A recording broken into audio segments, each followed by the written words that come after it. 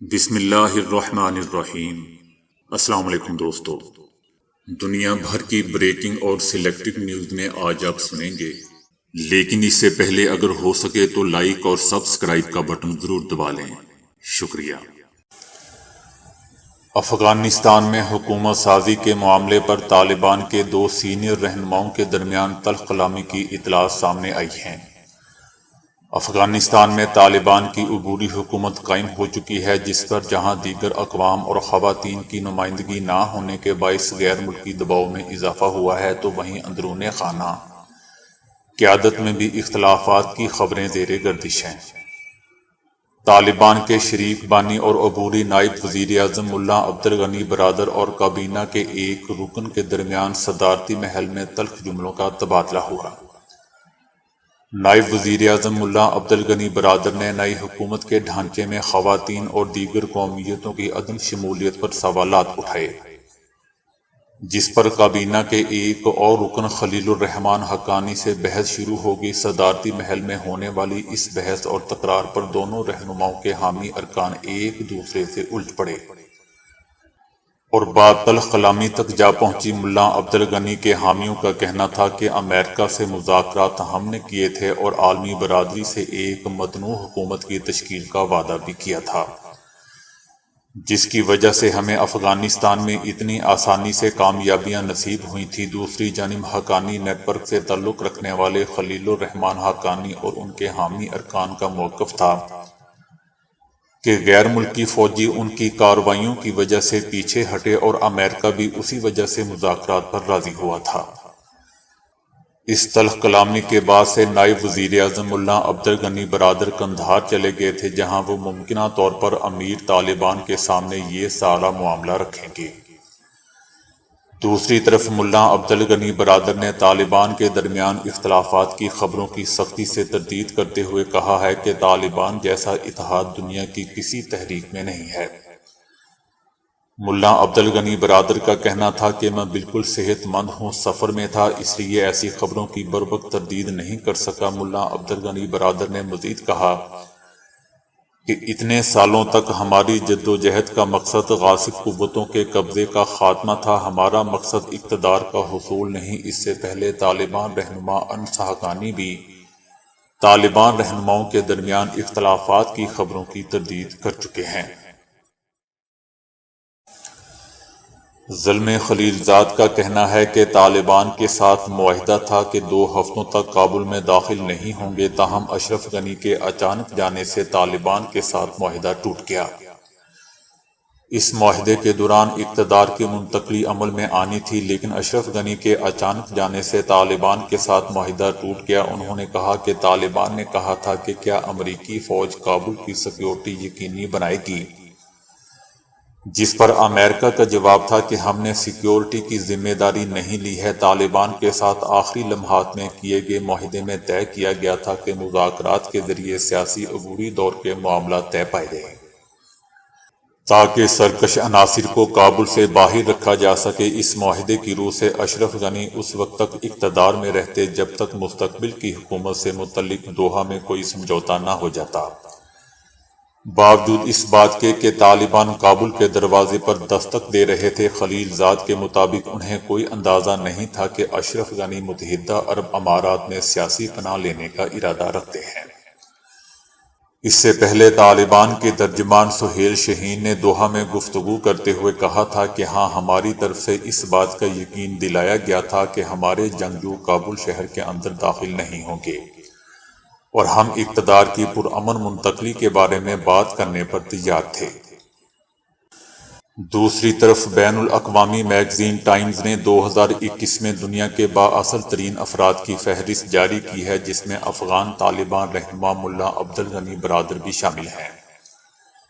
امریکی صدر Joe Biden دوسرے بااثر ترین شخص قرار پائے ہیں۔ بااثر افراد کی فہرست میں جہاں چائنا کے صدر شی جن پنگ، امریکہ کی نائب صدر اور سابق صدر ٹرمپ اور ایران کے صدر ابراہیم رئیسی شامل ہیں، وہیں اس فہرست میں افغان طالبان کے اہم ترین رہنما ملا عبدالغنی برادر بھی جگہ بنانے میں کامیاب ہوئے ہیں۔ افغان طالبان نے بھی بااثر ترین شخصیات کی فہرست میں ملا عبدالغنی برادر کی شمولیت کا خیر مقدم کیا ہے۔ طالبان کا کہنا ہے کہ ملا برادر انتہائی نرم مزاج اور فیصلہ ساز شخصیت ہیں۔ انہوں نے دنیا کی ایک بڑی طاقت کے ساتھ تاریخی معاہدے کے لیے انتہائی جان فشانی سے اپنا کردار ادا کیا ہے اور ہمیں اس بات پر فخر ہے۔ دوستو، ملا عبدالغنی برادر طالبان کے اہم ترین رہنماؤں میں شمار کیے جاتے ہیں۔ انہی کی سربراہی میں قطر میں طالبان کے وفد نے امریکہ سے افغانستان سے انخلاء کے حوالے سے مذاکرات کیے تھے۔ تاہم افغانستان میں طالبان حکومت کے قیام کے چند ہی روز میں ملا برادر کے دیگر رہنماؤں سے اختلافات کی خبریں انتہائی گرم ہیں اور وہ اس وقت کابل کی بجائے قندھار میں موجود ہیں۔ سونگنے کے حصے محروم ہونا کورونا کی چند علامات میں سے ایک ہے جس کا فی الحال کوئی علاج موجود نہیں۔ بظاہر یہ جسمانی معذوری نہیں، لیکن اس کے نفسیاتی اثرات کسی تکلیف سے کم نہیں ہیں۔ کورونا کے زیادہ تر متاثرین اپنے سونگنے کے حصے محروم ہو جاتے ہیں، جو زیادہ تر مریضوں میں کورونا کے ٹھیک ہونے کے ساتھ ہی بحال ہو جاتی ہے، جبکہ چند کو طویل عرصے تک اس مشکل صورتحال کا سامنا رہتا ہے۔ اپنی زندگی کی تمام خوشبوؤں سے محروم ہو جانا کسی ذہنی اذیت سے کم نہیں۔ ایسی حالت میں نہ تو متاثرہ شخص اپنی صبح کی پہلی کافی کی خوشبو سونگھ سکتا ہے، نہ گھاس کی، اور نہ ہی اپنی جلد پر استعمال کیے گئے صابن کی۔ انسومی آرگنائزیشن سونگنے کے حصے محروم افراد کو ایک باقاعدہ نفسیاتی پروگرام کے ذریعے چند ایسی اشیاء کی مہک سے متعارف کرواتی ہے جو ابھی بھی ان کی یادداشت کا حصہ ہو۔ انسومی کے سربراہ مائیکل نے بتایا کہ وہ خود بھی اس پروگرام کا حصہ رہے ہیں، جس کے ذریعے اب وہ 10 مختلف اشیاء کی مہک ایک مرتبہ پھر سے محسوس کر سکتے ہیں، جن میں مچھلی اور گلاب کی خوشبو بھی شامل ہے۔ انہوں نے ایک حادثے کے بعد اپنے سونگنے کی حس کھو دی تھی۔ آپ کو اس حس کا احساس ہی اسے کھونے کے بعد ہوتا ہے۔ انہوں نے بتایا کہ ایسے افراد صرف خوشگوار مہک سونگنے سے ہی محروم نہیں ہوتے، بلکہ ایسے شخص کو آگ لگنے یا گیس لیک ہونے کے بارے میں بھی معلوم نہیں ہو سکتا۔ انہوں نے کہا کہ اگر یہ صورتحال 6 ماہ تک برقرار رہے تو اس کے نفسیاتی اثرات بڑھنا شروع ہو جاتے ہیں، جن سے نپٹنے کے لیے باقاعدہ ماہرین سے رجوع کرنے کی ضرورت ہوتی ہے، بلکہ لوگ ڈپریشن کا بھی شکار ہو جاتے ہیں۔ دوستو، انسان جب سے پیدا ہوا ہے آج تک مسلسل خود کو محفوظ بنانے کی کوششوں میں جتا آ رہا ہے، لیکن اس کے باوجود یہ دنیا آج بھی اس کے لیے غیر محفوظ اور خطروں سے بھرپور ہے۔ انسان کو سب سے زیادہ نقصان جانوروں سے ہی اٹھانا پڑا ہے۔ اس وقت انسان کو دنیا کے چند خطرناک ترین جانوروں کا سامنا ہے جو کئی انسانوں کی زندگیاں ختم کر چکے ہیں۔ ان میں سے ایک مچھر ہے جو دنیا کے چند مہلک ترین جانوروں میں سے پہلے نمبر پر ہے۔ خون چوسنے والا یہ چھوٹا سا کیڑا ہر سال دنیا بھر میں 10 لاکھ سے زائد انسانوں کی زندگیاں چھین لیتا ہے۔ مچھر ملیریا، ڈینگی اور پیلا بخار سمیت مختلف بیماریاں پھیلا کر انسانوں کو مارتا آ رہا ہے۔ دوسرے نمبر پر سانپ ہے، جس کی 450 سے زائد اقسام میں سے 250 اقسام انسان کو مارنے کی طاقت رکھتی ہیں۔ یہ زیادہ افریقہ، ایشیا اور شمالی امریکہ میں پائے جاتے ہیں۔ دنیا میں سب سے زیادہ انسانی اموات کارپٹ وائپر نامی سانپ کی وجہ سے ہوتی ہیں، جس کے کاٹنے سے خون جمتا نہیں اور انسان خون بہہ جانے کی وجہ سے موت کے منہ میں چلا جاتا ہے۔ افریقی شیر اپنی حیران کن دوڑنے کی رفتار، نکیلے پنجے اور مضبوط دانتوں کی وجہ سے نمایاں حیثیت کے حامل ہوتے ہیں۔ یہ 50 میل سے زائد رفتار سے دوڑتا ہوا اپنے شکار کو اٹھا کر لے جاتا ہے۔ اسی طرح نمکین پانی میں رہنے والا مگرمچھ ہر سال سینکڑوں لوگوں کی جان لینے والا یہ مگرمچھ افریقہ، ایشیا، امریکہ اور آسٹریلیا میں پایا جاتا ہے۔ عمومی طور پر ہاتھی انسان دوست نظر آتے ہیں، لیکن ایسی رپورٹس بھی موجود ہیں جن میں ہاتھی نے لوگوں کو کچل کر مار ڈالا۔ ایک اندازے کے مطابق ہاتھی ہر سال تقریباً 500 افراد کی جان لے لیتا ہے۔ بڑے سینگوں والی بھینس افریقہ میں پائی جاتی ہے۔ یہ سیاہ موت کے نام سے بھی جانی جاتی ہے۔ بڑے سینگوں والی بھینس سالانہ بنیادوں پر 200 سے زائد افراد کی جان لے لیتی ہے۔ شمالی امریکہ میں پایا جانے والا ایک رچھ بھوکا یا بیمار ہونے کی صورت میں انسانوں کو نشانہ بناتا ہے۔ 15 فٹ لمبی سفید شارک، جس کا 4 فٹ چوڑا جبڑا ہوتا ہے، ہر سال 100 انسانوں کا شکار کرتی ہے۔ اس کے علاوہ بحر الکاہل میں پائی جانے والی آسٹریلوی جیلی فش دنیا کی زہریلی ترین یہ مچھلی انسان دشمنی میں سب سے آگے ہے۔ یہ ہر سال 50 افراد کو مار دیتی ہے۔ دریائی گھوڑے عموماً افریقہ میں پائے جاتے ہیں اور دنیا پر کسی بڑے جانور کے ہاتھوں انسانوں کے مرنے کی بڑی وجہ ہے۔ 20 میل فی گھنٹے کی رفتار سے دوڑنے والا یہ گھوڑا 4 فٹ تک اپنا منہ کھول سکتا ہے۔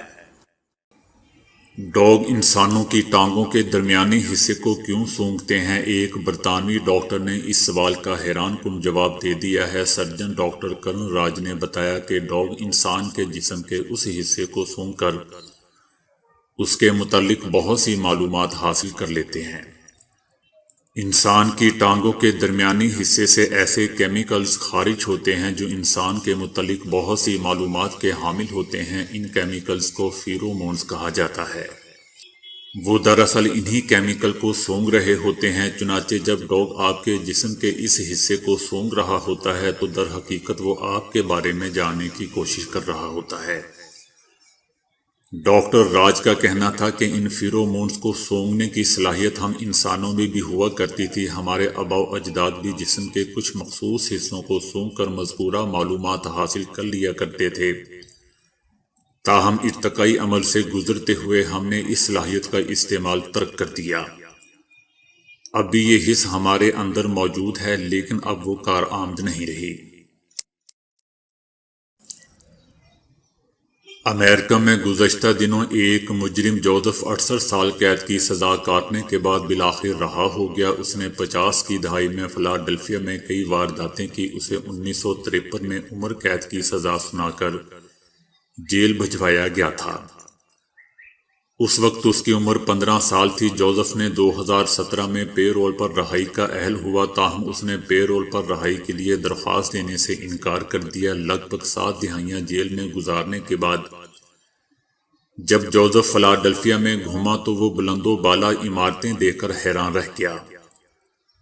اس نے شہر کو آخری بار 1953 میں دیکھا تھا جو اب یکسر بدل چکا تھا۔ شہر کی اس حیران کن تبدیلی پر حیران ہونے کے ساتھ ساتھ وہ اپنے خاندان کے لوگوں کے لیے رو بھی دیا جو اب اس دنیا میں نہیں رہے تھے۔ تو دوستو ابھی کے لیے اتنا ہی۔ ویڈیو کو لائک اور شیئر کرنے کا بہت بہت شکریہ۔